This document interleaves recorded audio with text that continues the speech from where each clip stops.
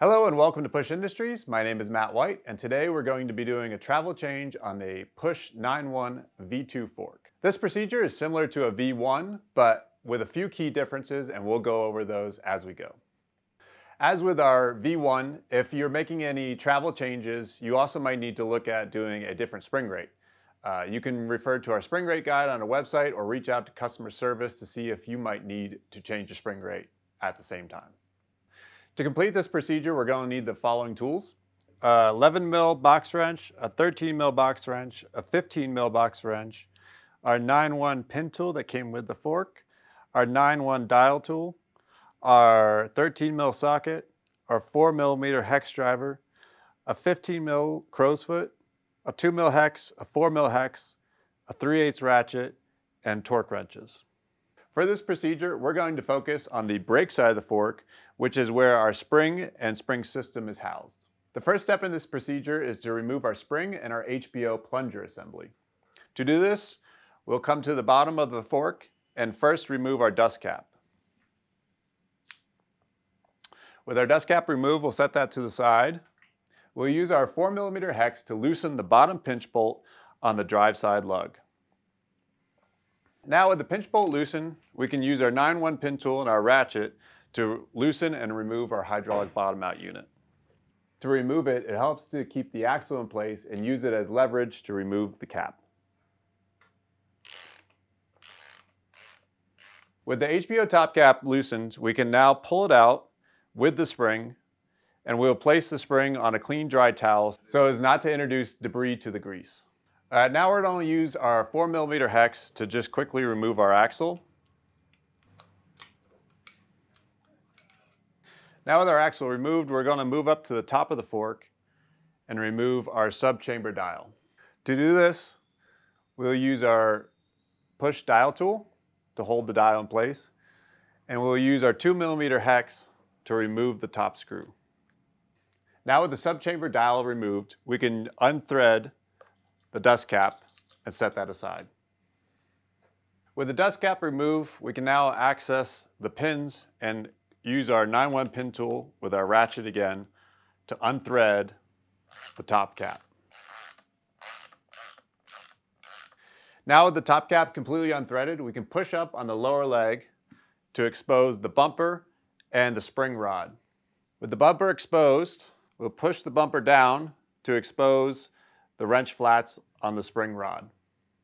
With the wrench flats exposed, we'll now use an 11 mil box wrench to hold the shaft in place, while we use the 13 mil socket to remove the nut on top. With the nut removed, we can pull up on the top cap to remove it from the stud. With our top cap removed, the next step is to remove the stud from the spring plunger rod. This step is best done with the fork in a horizontal position, and that's due to the Loctite on the stud. We don't want it to come off and go into the fork and cause issues with debris later on. So we're going to move the fork into a horizontal position here. We can use an 11 mil box wrench to hold the spring plunger shaft again. We will use a 15 millimeter wrench to unthread the spring stud.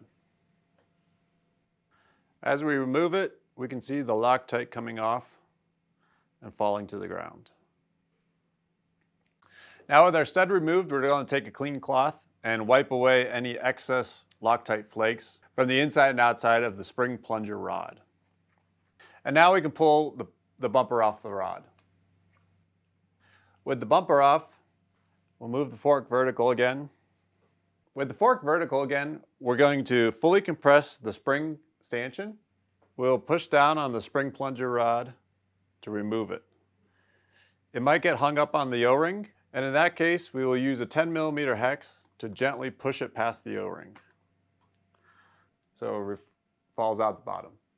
Now with our spring plunger removed, we need to reposition the piston to our desired travel height. To do this, we're going to remove our spring bearing from our piston.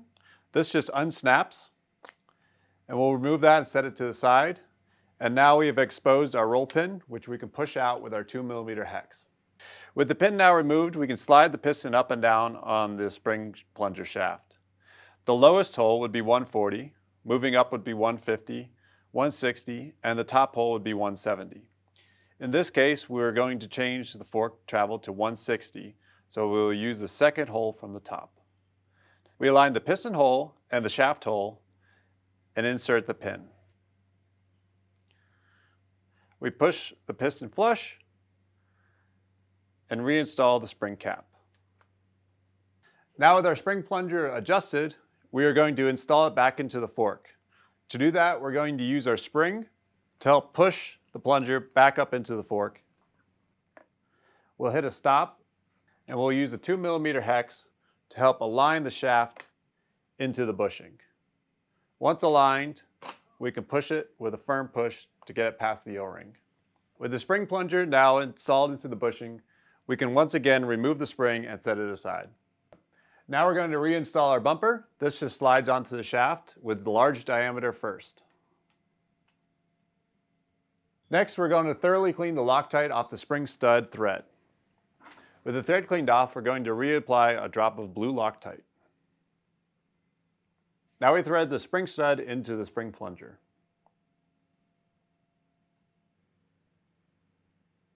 With our spring stud installed, we will now torque it to spec using our 11mm box wrench to hold our shaft in place while we use a 15mm crow's foot to torque it down to 80 inch-pounds or 9 Newton-meters. Next, we will reinstall our top cap. This can be done by making sure it's keyed into the slot and then pushing down firmly to seat it onto the O-ring. Now we will reinstall the hex nut.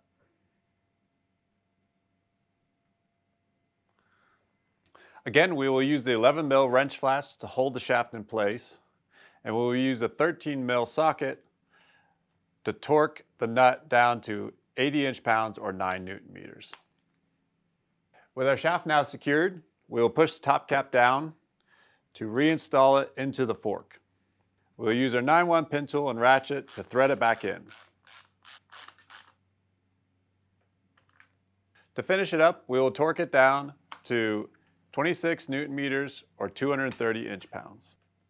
Next, we will reinstall the subchamber dust cap by threading it on until it's snug by hand. And we'll finish off the top by reinstalling our subchamber dial. We'll install the screw with our 2mm hex, and we'll use our dial tool to hold the dial in place while we snug down the screw. Now we'll pull down on the stanchion to full extension. We might need to release the air in the bleeder valve to help aid this process. Next, we will reinstall our spring and HBO unit. This is a good time to re-grease your spring if it needs it. The grease serves as an isolator for noise, so we recommend a heavy coating. Now we use our 9-1 pin tool and ratchet to finish threading our HBO unit into the stanchion. Now before we final torque the HBO unit, we're going to reinstall our axle to keep our stanchion in place.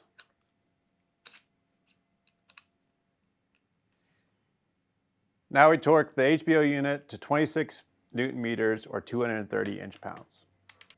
Then to finish off the lug, we're going to re-torque the lower pinch bolt back to spec. This is 4 Newton-meters or 35 inch-pounds. And to finish off the whole service, we're going to reinstall our dust cap. The last thing you might want to do before reinstalling the fork is to clean off any excess grease from the process. And that wraps up the travel change for the 9-1 V2 fork. If you have any other questions, please reach out to Push Customer Service or check our website for more information.